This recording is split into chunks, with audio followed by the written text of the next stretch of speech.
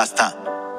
आज देश की सर्वप्रतिष्ठित प्रतियोगी परीक्षा संघ लोक सेवा आयोग के सिविल सेवा परीक्षा का अंतिम परिणाम घोषित हुआ, जिसमें अंकुर ठाकुर को पूरे देश में 70वीं रैंक हासिल हुई। शायद ये ऐसा पहला मौका है कि आईएएस का परिणाम आने पर कोटा में जश्न मनाया जा रहा हो, क्योंकि कोटा आईआईटी और नीट की तैयारी के लिए जाना जाता है। आईएएस जैसी परीक्षाओं की तैयारी के लिए दिल्ली का नाम लिया जाता है। जितनी मीडिया कवरेज अंकुर को 70वीं रैंक हासिल होने पर मिल रही है, उतनी तो आईएएस टॉपर को भी नहीं मिल रही।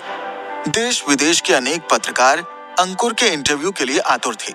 हर कोई उसके संघर्ष पर स्टोरी करने को बेचैन था।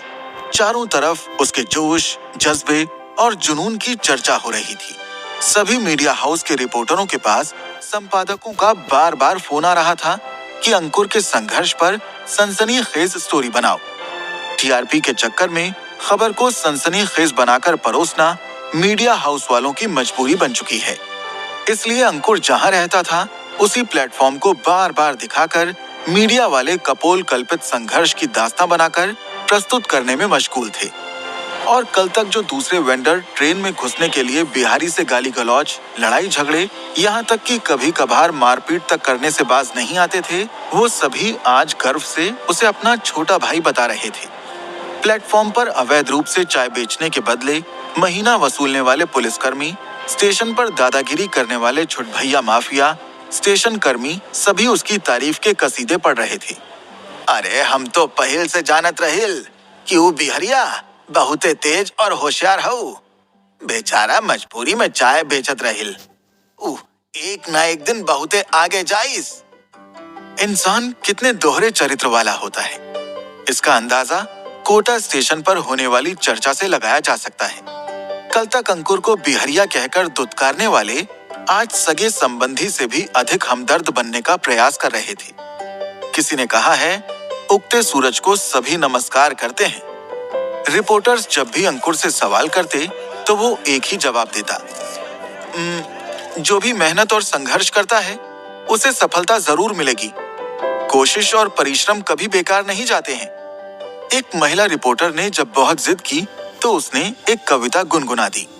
क्यों मढ़ता है दोष दूसरों पर, तेरी मंजिल तेरी सोच पर निर्भर है। सिर्फ चाहत से कुछ नहीं मिलता दोस्त, तेरी उड़ान की ऊंचाई तेरे जुनून पर निर्भर है।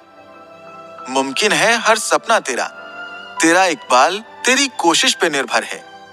क्यों होता है निराश असफलताओं से, तेरा मुकाम तेरे हौसले पर निर्भर है। मिलेगी जहान की हर आरज़ू तुझे, तेरी हदें तेरी ख्वाहिशों पर निर्भर है। मैं अपना कैमरा और माइक बैग में रखकर पास के स्टॉल से एक कोल्ड ड्रिंक की बोतल और चिप्स का पैकेट लेकर आम आदमी की तरह अंकुर की बेंच पर बैठ गया। चिप्स का पैकेट फाड़ते हुए मैंने अंकुर को चिप्स ऑफर किया। नो थैंक्स कहकर उसने मना कर दिया। भाईजान, इसमें मैंने कुछ मिलाया नहीं है, हंसते हुए मैंने कहा। हल्की सी मुस्कान के साथ अपना चेहरा मेरी ओर करते हुए कहा, बड़े भाई, मैंने इस प्लेटफॉर्म और ट्रेनों के साथ 8 साल गुजारे हैं। आदमी का चेहरा देखकर समझ जाता हूं कि उसकी मंशा क्या है।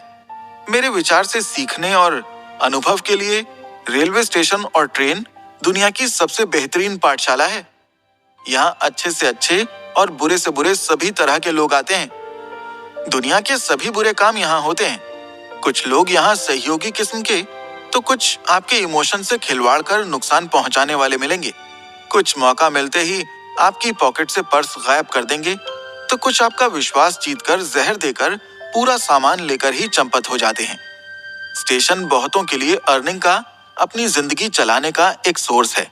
कुछ की जिंदगी के सफर का आरंभ और अंत दोनों स्टेशन पर ही होता है।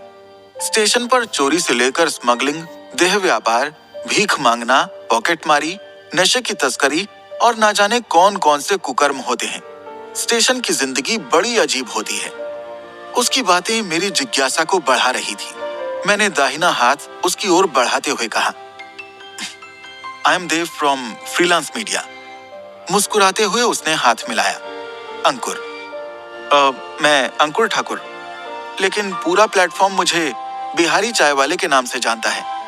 उसके बाद मैं प्लेटफॉर्म पर चाय बेचने से आईएएस बनने तक की अबूझ कहानी को समझता रहा।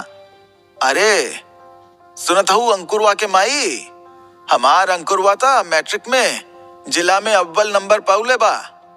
कहते हुए गर्व और प्रसन्नता से पिताजी ने घर में कदम रखा।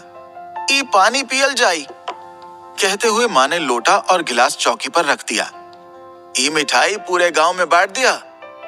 कहते हुए पिताजी ने 5 किलो लड्डू माँ को पकड़ाए। खुशी के इस मौके पर गांव के मंदिर में जाकर माँ ने लड्डू चढ़ाए और पूरे गांव में मेरी सफलता का गुणगान करते हुए मिठाई बांटी।